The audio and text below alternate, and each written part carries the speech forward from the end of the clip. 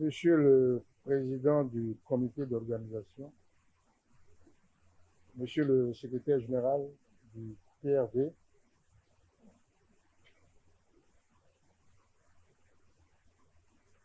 Madame la Présidente de la section d'Abomey-Calavi,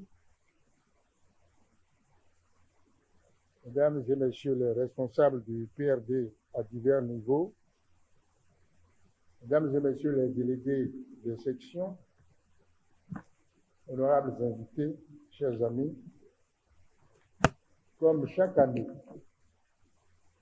depuis déjà 13 ans, la tradition se poursuit contre vents et marées. Malgré la COVID-19 dont nous respectons strictement les contraintes, conformément aux instructions du gouvernement, la 11e édition de notre université de vacances réunit aujourd'hui ses assises. Grâce à la technologie de l'outil informatique, la vidéoconférence, qui n'existait pas il y a 13 ans, et dont le PRD s'est approprié, nous pouvons tenir cette université de vacances. Permettez-moi d'en féliciter d'abord le parti tout entier, mais plus spécialement les jeunes militants du PRD. C'est eux qui ont pris le pari de l'innovation pour que se tienne à bonne date notre rendez-vous de l'information, de la formation et de la communication. Comme vous le savez, l'innovation est l'une des marques de fabrique du parti. À travers 14 sites répartis sur l'ensemble du territoire national, et dont Monsieur le Président du comité d'organisation a donné la liste tout à l'heure, à travers donc 14 sites installés dans tout le pays et installés également à l'étranger, nos militants de l'intérieur comme de l'extérieur suivent en temps réel les travaux de notre université de vacances. Cette UV, entièrement conçue par nos jeunes militants et pilotée de bout en bout grâce à leur maîtrise de la technologie, sera donc suivie et débattue simultanément au Bénin et à l'étranger. Permettez-moi à ce stade de féliciter tout particulièrement le président Patrice Talon et son gouvernement, car c'est grâce à leur vision, à leur stratégie et à leur programme d'action qui ont doté l'ensemble de notre pays de l'outil Internet à haut débit que nous pouvons aujourd'hui tenir ces assises. Permettez-moi aussi de remercier le président de la République pour l'intérêt particulier qu'il a manifesté pour cette université de vacances et pour son thème, en acceptant de mettre à notre disposition 2 communicateurs de haut niveau, Madame la ministre Véronique Toyin-Fodé, ministre des Affaires sociales et de la microfinance, et M. William Ngwedi, porte-parole du gouvernement. Nous ne pouvions pas espérer de meilleures sources d'information, de formation et de communication pour débattre du volet social de l'action gouvernementale et nous approprier et vulgariser son contenu. Je crois que le sujet méritait des communicateurs aussi habilités.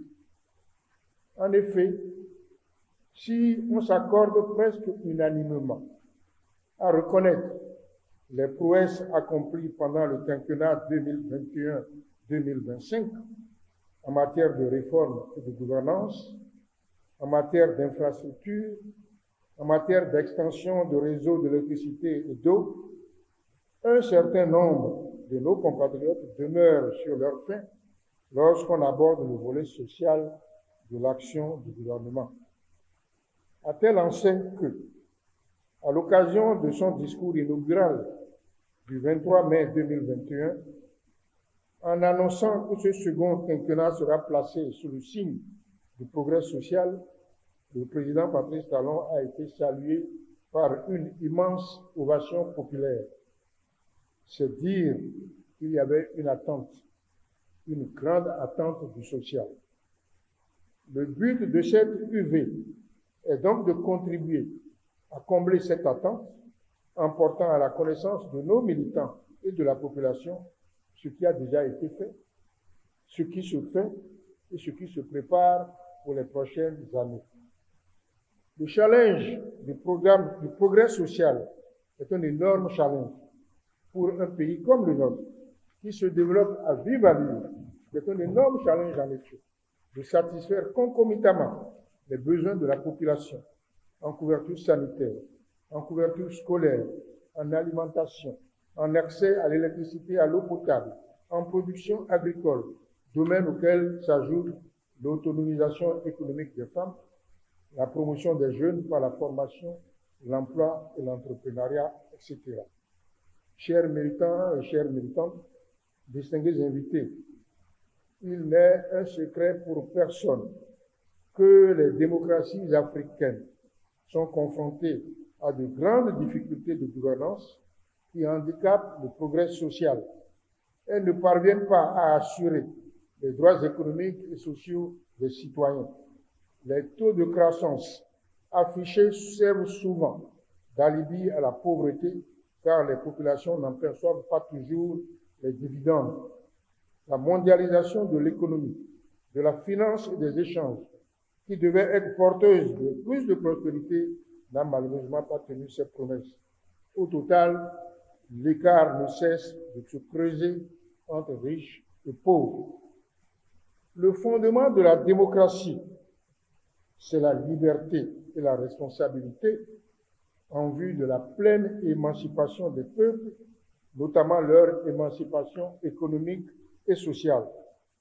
Toute société démocratique doit aspirer à instaurer un modèle de développement dont les performances impactent positivement la vie de chacun. Et ce, grâce à la promotion de l'emploi,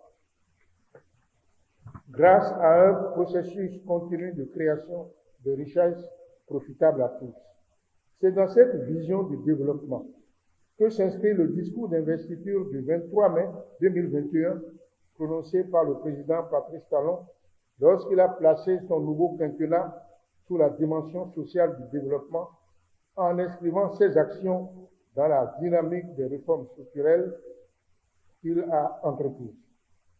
En même temps qu'elles favorisent la croissance économique, ces réformes structurelles doivent favoriser l'inclusion sociale et l'épanouissement de l'homme béninois. Le paradigme du développement durable, basé sur les trois piliers que sont l'économie, le social et l'environnement, met en exergue l'importance du secteur social. On ne saurait en effet envisager un développement durable si les besoins de base des populations et des groupes vulnérables ne sont pas satisfaits, si chacun n'a pas de chances égales de se soigner, d'aller à l'école, d'apprendre un métier, de trouver du travail, de créer sa propre entreprise, d'accéder à l'eau, d'accéder à l'électricité, etc. Tout cela n'est possible que grâce au renforcement, à l'extension de la protection sociale et de la solidarité. Tout cela n'est possible que grâce au renforcement des structures et à l'amélioration des services sanitaires. Tout cela n'est possible que grâce à l'amélioration de l'accès à l'eau potable et à l'énergie électrique. Tout cela n'est possible que grâce à la promotion de l'emploi des jeunes, à l'entrepreneuriat et à l'autonomisation des femmes. Tout cela n'est possible enfin que grâce à la promotion des sports, des loisirs et de la culture. Chères militantes et chers militants, distingués invités, c'est l'ensemble de ces questions et des solutions proposées par le gouvernement qui fera l'objet de nos débats. De sorte qu'en partant d'ici, vous ayez fait une bonne appropriation du contenu social des orientations du quinquennat 2021-2026, dont le projet Arche est l'une des composantes. La qualité de la communicatrice que vous allez entendre tout à l'heure, la qualité du communicateur que vous allez entendre tout à l'heure pour vous entretenir de ces problématiques et de leurs solutions sont un gage de la réussite des objectifs de notre UV. Je voudrais les remercier d'avoir accepté de nous accompagner. J'ai donc bon espoir qu'au terme de vos travaux, le contenu social du quinquennat sera mieux appréhendé par chacun de vous et que vous saurez rentrer chez vous, les mettre à la portée des populations de vos localités respectives.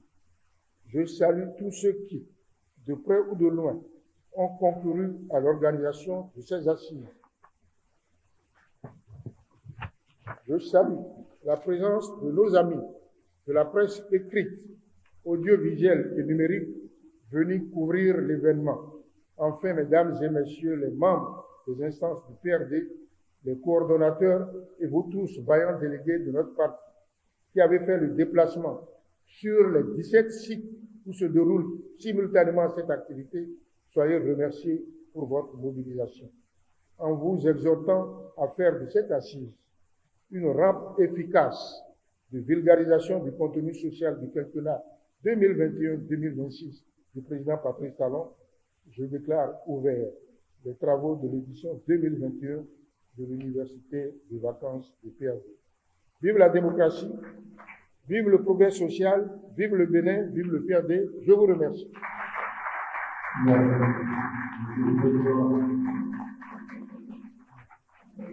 le président.